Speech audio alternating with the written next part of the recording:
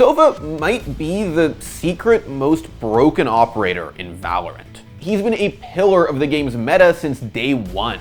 He was essential for gathering info in the early days of Valorant pro play. It's a lot of members that now have to funnel back through and make their way over here. So now that Cloud9, they're ready, it's Gangsta. Wait a second! Wait a second! Hold on quick minute. But even after the pros mastered the ins and outs of how to play against him, Sova never stopped being meta.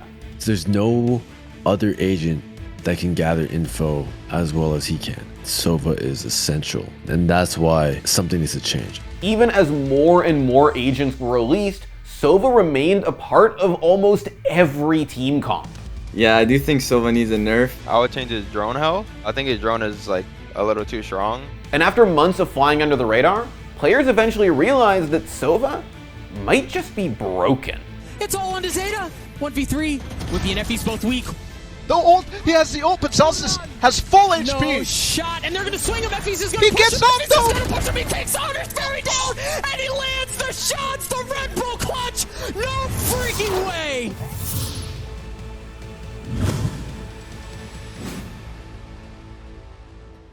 Hey folks, before we get into the video, I want to ask you to please sub to the channel and turn on notifications if you haven't done it yet. We are super close to 2 million subs and you can help us get there.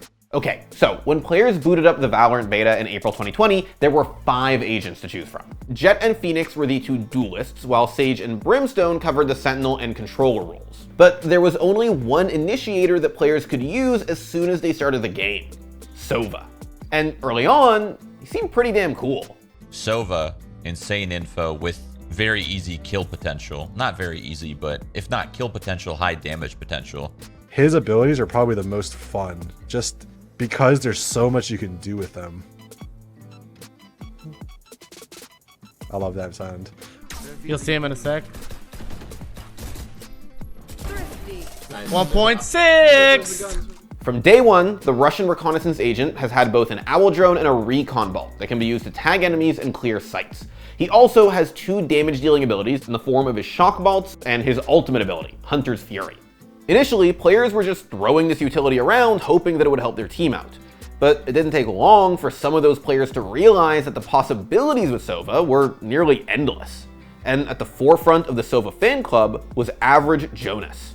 I saw Sova and I was like, okay, there's a lot of potential in this agent. Like, there's a lot of cool stuff you can do. And I also could see that there's so much stuff that no one's done yet with Sova. For a long time, I was just watching Sova players, watching a few YouTube videos and going, this is cool, this is nice. There's so many cool things. There was just this one day where it's just like, you know what? I'm ready. I'm ready to dive into it. The Norwegian content creator put every ounce of his energy into making useful Sova lineups, eventually sharing his mastery of the agent with the entire community. And it didn't take long for Jonas's lineups to make it all the way into pro play. I have a question for Sassy.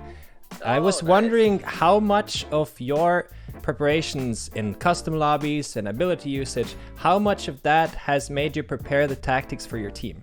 Yeah, I'll be honest with you. I got the spots a lot from you, dude. I got from your videos. Thank so you. that's funny. I got a lot from you, dude. But yeah, thank you a lot. You got me to champions, bro. Thank you. I'll cheer for you, man. That's good to hear. Good luck. Thank you. Once pros started learning more obscure shock bolts and recon darts, playing without a Sova on your team became basically impossible. As the months went on, Sova started to feel more and more broken in high-level play, but his most glaring issue came from his drone. Getting tagged by Sova's owl drone pretty much temporarily removes you from a round. For 5 whole seconds, your location is pinged towards enemies, and a lot of the time, that's all it takes for your opponents to get map control. Yeah, I do think Sova needs a nerf. I think the best nerf would be his drone. I think right now it's too powerful. So I don't know what they would nerf in it. Either make the range less or make it easier to shoot down. So give it less HP. If I would have to change one thing, I would change his drone health. I think his drone is like a little too strong and it shouldn't have as much health. Some pros have also suggested that Sova's recon dart might just be a little too strong as well. Many teams just play around its cooldown for the length of an entire round. He will throw a dart for free, get early information, he'll have a mid-round dart to throw as well, and then he gets to keep his dart for late for a retake or for if they hit the site. Like, so that's the way his dart functions. See, between Sova's recon dart and owl drone, there was no hiding from a good Sova player. Which means that at a high level, both Team Sova would launch their utility, both teams would clear out that utility, and then the round could actually start. Sova was featured heavily throughout the Valorant Ignition series in 2020, and once First Strike events finished all over the world, he was among the highest picked agents in pro play.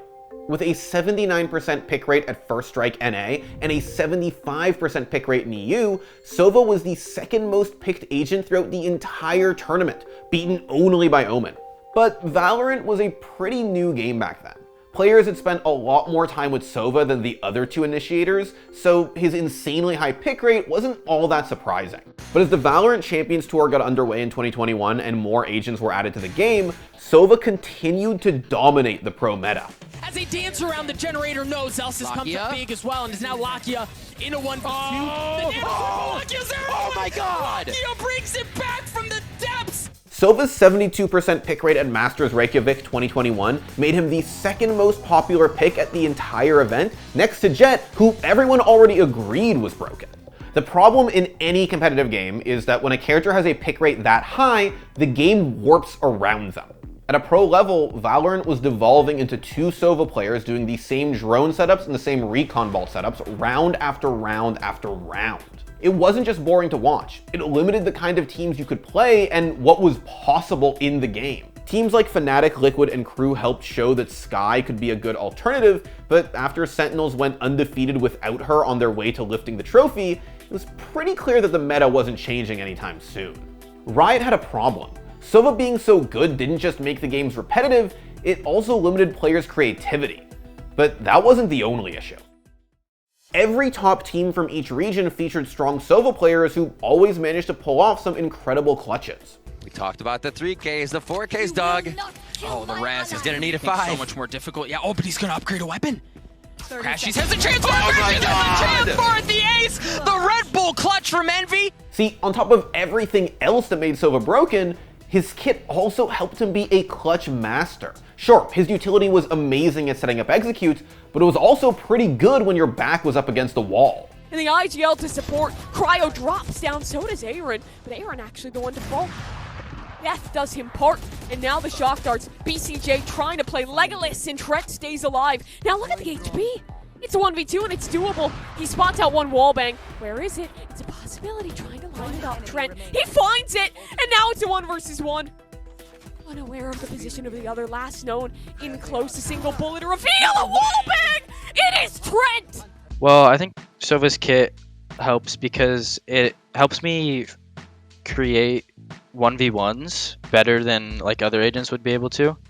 And so being able to create a 1v1 and take that 1v1 gives you like a 20% better chance to win that than if you're like swinging into two people at once. It wasn't just that the only counterplay to the enemy Sova was your own Sova, it was that even after that early game utility was used, he was still really good in a gunfight. After Iceland, Riot decided to shake things up again and tried to remove Sova from his meta dominance. In June 2021, patch 3.0 dropped with a new initiator, KO. It also featured buffs to the other two initiators in the game, Skye and Breach, but most importantly, it nerfed Sova. Riot increased the cost of his kit and how many points it took for him to reach ult, but in the end, it wasn't really that much of a nerf. While Sova's pick rate did go slightly down at Masters Berlin, he still had a 64% pick rate, second only to Jett. But the actual craziest stat from the event was Skye's 58% pick rate. And that's a Coco actually getting healed up as well now, that's huge. Shaders will maintain B-main control, but Marv finds Nats. Okay, the flash to the back of the site just to double check. I'm really happy to see that. Chronicle, what can you do with this? So there's the divide coming in. He's down to be on an island. Gets a fade away on Victor. Pops down to utility. Shados has gone close though. He's close to the gap already. Fighting crashes. Now the 1v1. Shados is working with so little information. It's all on that. Shados. What a moment to come alive for the side. Every single team, aside from Keystars, played Skye at least once at the tournament, proving to everyone that Sova wasn't that much better than all the other initiators in the game. Teams who wanted to play Skye over Sova weren't at a huge disadvantage anymore. Hell, Gambit even used both agents on Ascent, Bind, and Breeze on their way to the title. But after watching teams prove that Skye and Sova were basically interchangeable, Riot decided they wanted even more variety in initiators in pro play. Which is why they buffed Breach's Aftershock in patch 3.05 and KO's Flashes in patch 3.06. Aside from dealing damage to opponents, Breach's Aftershock could now basically destroy any piece of enemy utility. This made him especially strong with dealing with Killjoy's lockdown. And KO's Flashes popped so fast that it was extremely difficult to turn away from them in time. Before those changes, double duelist comps were totally viable and actually pretty common in pro play. But all of a sudden, every initiator was broken, so double initiator comps reigned supreme. Valorant Champions featured the most diverse agent picks ever seen at an international event. KO and Breach, who hadn't really seen much love on the international stage before, finally had double-digit pick rates. And for the spectators, it made the event even more exciting to watch. It's just a little jump peek, that's enough. Just to reassure positioning. What? Zeke? 2 kills out of nowhere, and suddenly this round becomes a little bit more viable, but time is the biggest problem. Oh my word, Zeke. Is this when you're going to step up and deliver? But it's going to be Chronicle. The bottom line, Zeke! You'd need someone like maybe Mazzino to do something about this. Just the tag for now, but there's the flank, and Sick puts him to bed, tucks him in, and says goodnight, crew. Not every team used the exact same initiators on every map, but every region developed their own unique style, and it made Valorant's international lands way more interesting. For the first time since the game came out, we didn't have to sit and watch the exact same Sova drone play from every team on every round. And although you could argue that the game's initiators might be just a little too strong right now, Riot's decision to buff all of them rather than just nerfing Sova was honestly a good thing. Plenty of developers, including Riot, are guilty of nerfing characters into the ground just because the balance is a bit off. But the way that Valorant's balancing team has handled the game so far has actually been a refreshing change of pace. Some of the shots that are made now are like way more creative. You know, it's not as much as like when double duelist you're just rushing, like just hitting a site off spawn. But now there's like a lot of fakes that people have been doing and a lot of good old plays, or people have been mixing it up. And there's a lot of different play styles now.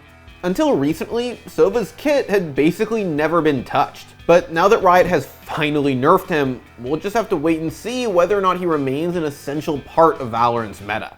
Sova might have been broken on release, and he still might be kinda broken, but we can all be thankful that Riot didn't just gut him. Pros were forced to accept how strong he was and learn how to play against him, but the skill ceiling in the game as a whole wouldn't be nearly as high without him. And seeing a Sova player clutch out a round is, and will likely always be, one of the most exciting things to watch in Valorant. Sal drone, but holding onto the corner is Mata. Hunter's Fury, no way! Blindly! Completely blind! Recon Bolt comes through! Mata playing up top, Trent seen it! Has to go for at least some toggle. Knows that Mata has to come check this. He guesses correctly, and the 1v1 comes through! I played Sova in the beta. He was pretty cool. It's true. I'm gonna sneeze. Am I gonna sneeze? I would like to sneeze. I can feel it, you know when you can feel it in your nose? It's there. I can feel it. It's taking up, it's taking up space in my nose. Thank you, Jason, but this fucking sneeze needs to pay rent. It's hanging out.